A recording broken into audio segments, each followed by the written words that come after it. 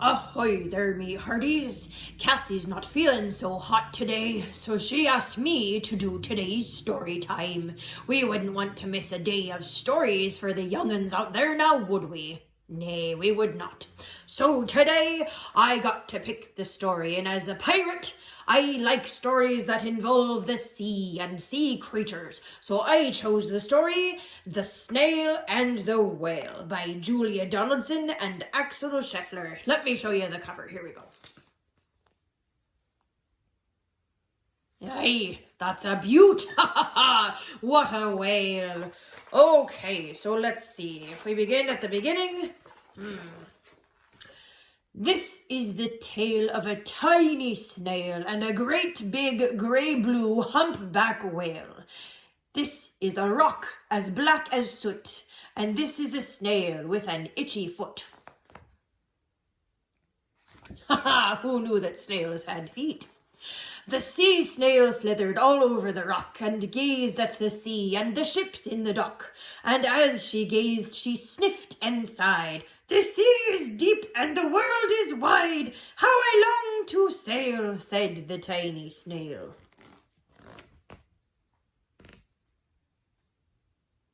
Ah, the sea. Ah, 'tis a place that I quite enjoy. These are the other snails in the flock, who all stuck tight to the smooth black rock, and said to the snail with the itchy foot, "Be quiet, don't wiggle, sit still, stay put." But the tiny sea snail sniffed and sighed, then cried, "I've got it, I'll hitch a ride."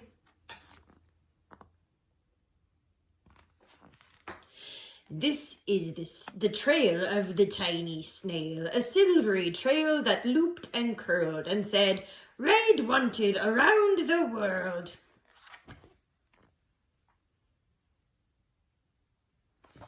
She's quite a talented snail. This is the whale who came one night when the tide was high and the stars were bright. A humpback whale, immensely long, who sang to the snail a wonderful song of shimmering ice and coral caves and shooting stars and enormous waves. And this is the tale of the humpback whale. He held it out to the starlit sea and said to the snail, "Come sail with me." It's my whale voice. Hello?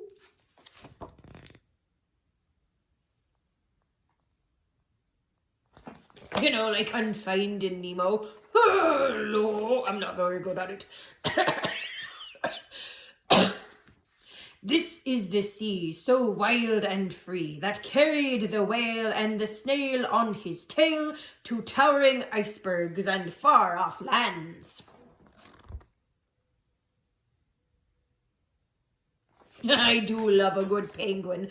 They're adorable.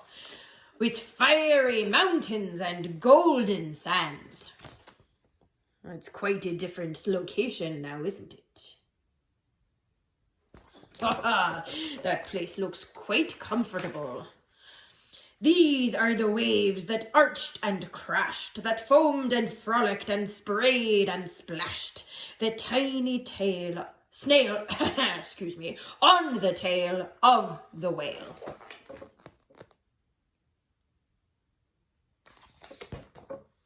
These are the caves beneath the waves, where colourful fish with feathery fins and sharks with hideous toothy grins swam past the whale and the snail on his tail.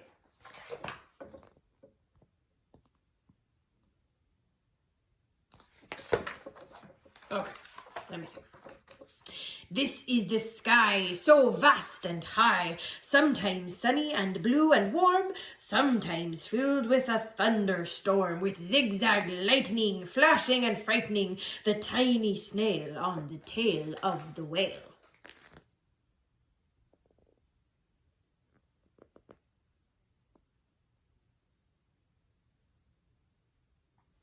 Aye, 'tis a fierce storm, And she gazed at the sky, the sea, the land, the waves and the caves and the golden sand. She gazed and gazed, amazed by it all, and she said to the whale, I feel so small.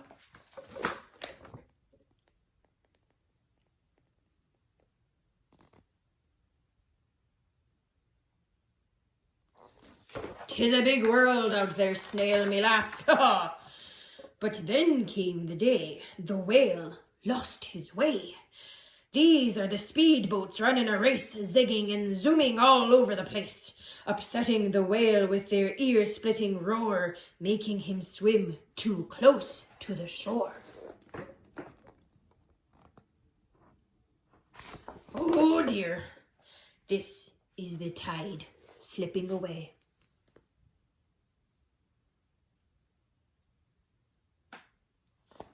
Oh no, oh no.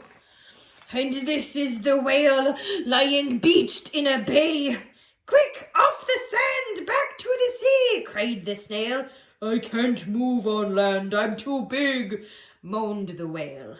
The snail felt so helpless and terribly small. Then, "I've got it," she cried and started to crawl. "I must not fail," said the tiny snail. Oh, poor whale. Oh, what a tragedy. Okay. This is the bell on the school in the bay, ringing the children in from their play. This is the teacher holding her chalk, telling the class, "Sit straight, don't talk." This is the board as black as soot.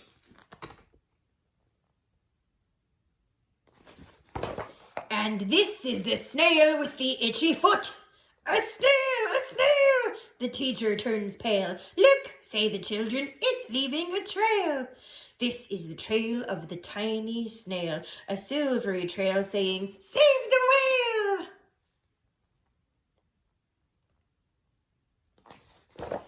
Do you think they can do it? Do you think the children can save the whale? These are the children running from school, fetching the firemen, digging a pool.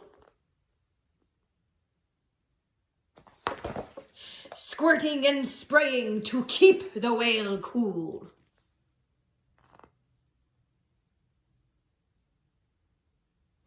Well done, children. Oh. This is the tide coming into the bay.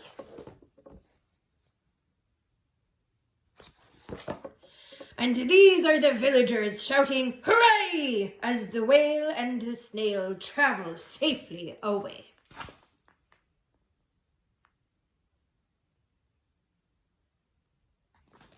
Aye, 'tis a good ending, sure.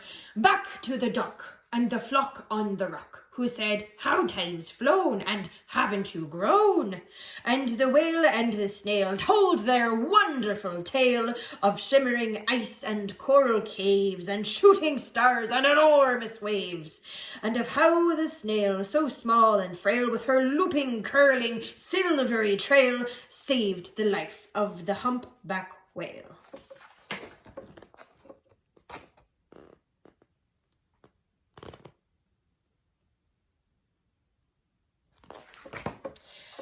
Then the humpback whale held out his tail, and on crawled snail after snail after snail.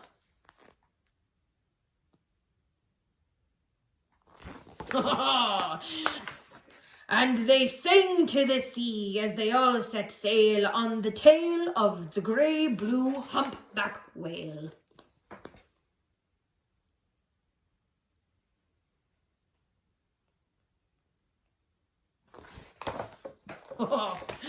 The end. What a wonderful tale that did be. I do love the sea. Wait. Oh, hello, Juan Tiburon. I have a problem with this story. Well, what's that? Well, the last 2 stories for the last 2 days have featured sharks, and they've said that we are vicious, and that we have fangs, and that we are no good at all. Well, I don't know. Oh, no. I am a wonderful, wonderful shark. Do not be afraid of me. Oh, well, I'm not. Well, I'm talking to the children. Don't be afraid of me. Sharks, we are not so bad.